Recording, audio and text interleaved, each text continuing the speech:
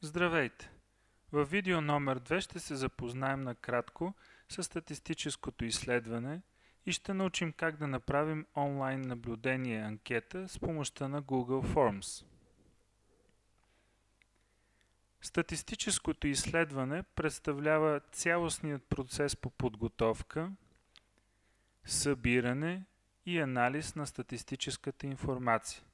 Времето, през което се събира статистическа информация, още е известно като статистическо наблюдение.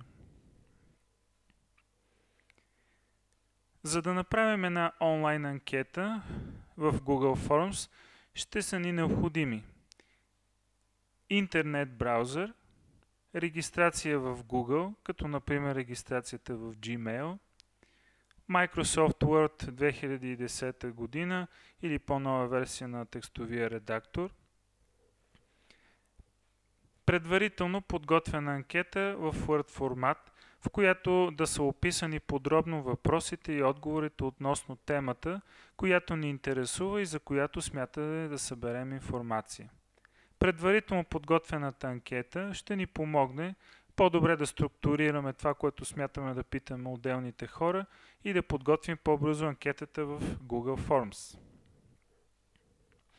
Като илюстрация, аз съм подготвил една анкета, с която искам да разбера какво е поведението на една съвкупност от случайно избрани лица в интернет. В анкетата съм включил 7 въпроса, като някои от тях се отнася за признаци измерени на слабите скали, т.е. с думи, като например пол с отговори мъж-жена, а други са измерени на силните скали, т.е. с числа, като например възраст, измерена в навършени години. В началото на анкетата има кратко въвеждащо обращение към анкетираното лице, а в края благодарствени думи за отделеното време. Ето как изглежда и предварително подготвената анкета в Word. Както виждате, освен заглавието, е краткото въведение, за което говорихме преди малко, с което искам да въведа човека в съответната анкета. В анкетата има 7 въпроса, като, както виждате, има въпроси, в които има кратки пояснения какво се очаква да запише съответният човек. Има въпроси, чието отговори са предварително дефинирани, като например доколко одобрявате цензурата на интернет съдържанието и са дадени степените на одобрение. Или пък смятате, че използването на интернет вреди на психическото ви здраве? Да, не.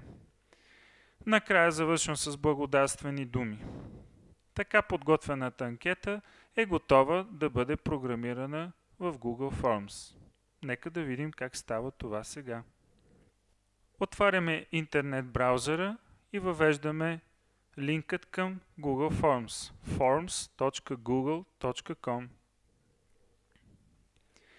Ако имаме регистрация и сме влизали вече, ще се изпише нашето име или имейл, както виждате моето в момента.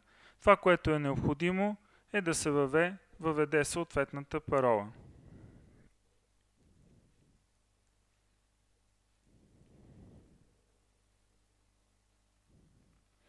Ако нямате регистрация, е необходимо да си направите предварително една, с която да влезнете в Google. За да създадем нова форма, е необходимо да кликнем върху плюсчето горе вляво, blank, т.е. празна форма. След това въвеждаме последователно отгоре заглавието на анкетната карта,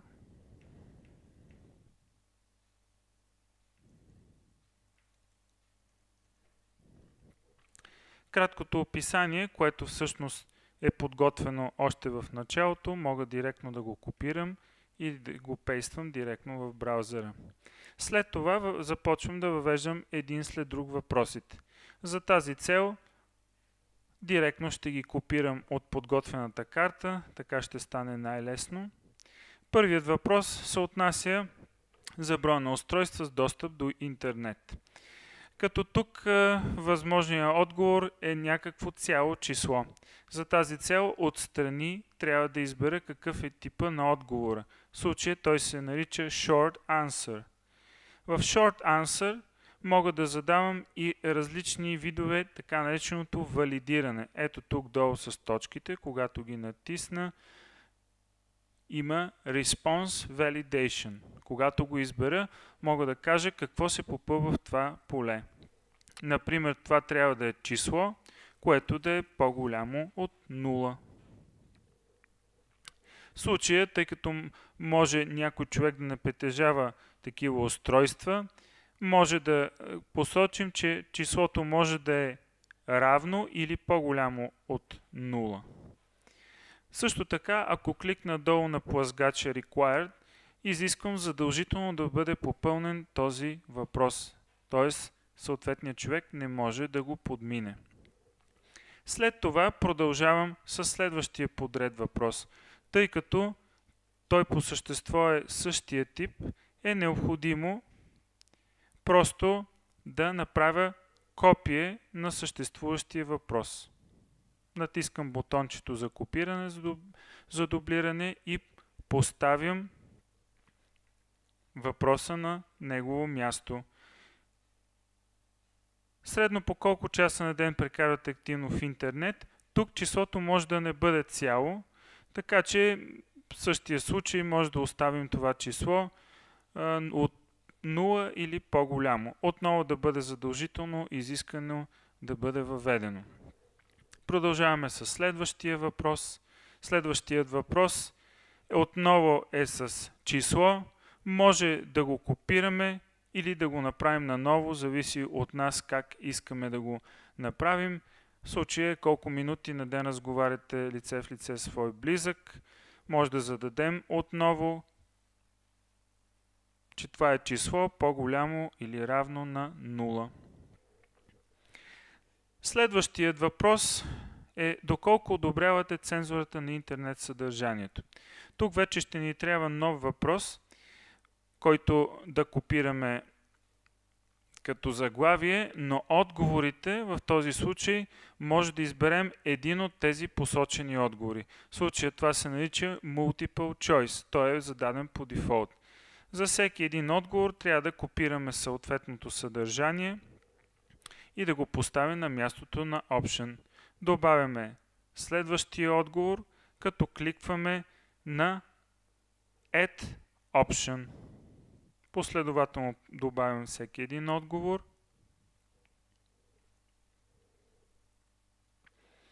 Отново искам задължително да се отговаря на тези въпроси, тези отговори. След това продължавам с следващия въпрос, който може да го добавя или да го копирам. Аз ще го добавя в този случай. Отговорите мога да ги попълня. Да, не. Отново е задължителен. Следва така наречените демографски въпроси относно пола, мъж, жена. Отново задължителен. И последния въпрос, който се отнася за възрастта. Отново изиска въвеждането на число, кратък отговор. В случая може да поискаме, тъй като анкетата ще бъде провеждана след лица на 18 и повече години, числото да бъде равно или по-голямо от 18.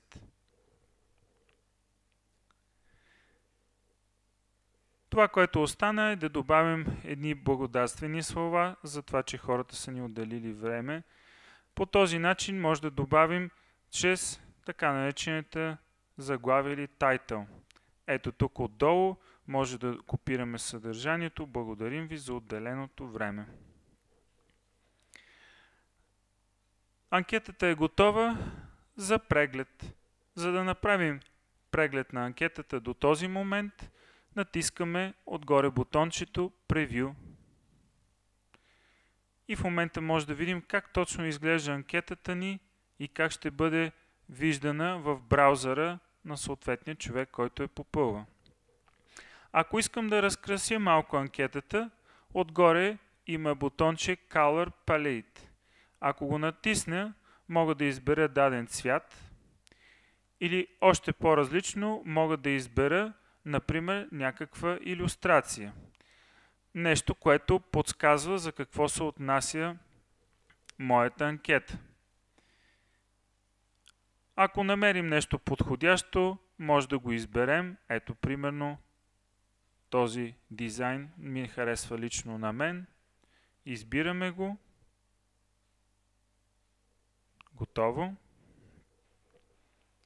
Отново правим преглед. Да, ето, готовата анкета изглежда по този начин. Тя е готова за попълване.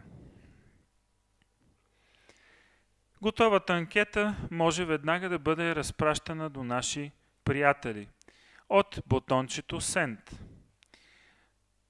Има няколко начина. Или първо може да се изпрати директно на имейл адрес, или пък може да се копира линкът към анкетата и да се постави на някаква страница или да се прати във Facebook. Отгоре бутончетата дават възможност директното споделяне на анкетата във Facebook, Twitter или Google+. Аз ще използвам начинът, по който ще се копира линкът, като даже отдолу има едно бутонче за съкращаване на линкът, за да не е толкова страховит и дълъг. И готовия линк ще го използвам, за да го изпратя на селектирана група хора или пък извадка. Ето как ще излезне, ако го поставя в Google директно. Ето е готовата анкетна карта. Понякога се налага да използваме и така наречените QR кодове. Когато искаме анкетата да бъде попълвана от хора, но не сме им изпратили линка, ами офлайн в някой магазин или в входа на някаква сграда, може да поставим QR кода и там съответно да бъде отворена анкетата. Един такъв безплатен QR код генератор се намира на адреса goqr.me. Копирания линк се поставя на празното място и вдясно се генерира самият код за сваляне, download, и мога да го сваля като примерно PNG файл. Сваленият файл е във вид на картинка и може да бъде разпечатан на лист и поставен на видимо място. За повече информация може да посетите Статистика.bg. До скоро!